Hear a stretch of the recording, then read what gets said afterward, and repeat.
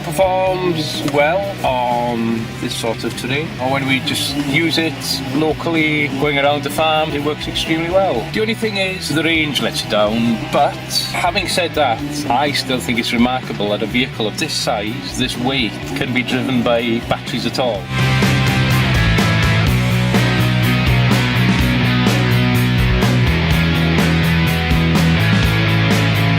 This technology links in very well with what we're doing on the farm. The National Trust has invested heavily here in green technology.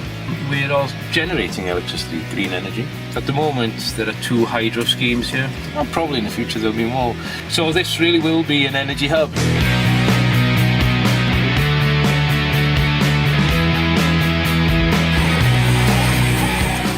In a way, I guess, electric vehicles now are like the early petrol and diesel vehicles. Their fuel consumption is very different to what we drive today. So this is the start of probably what we'll see in the future.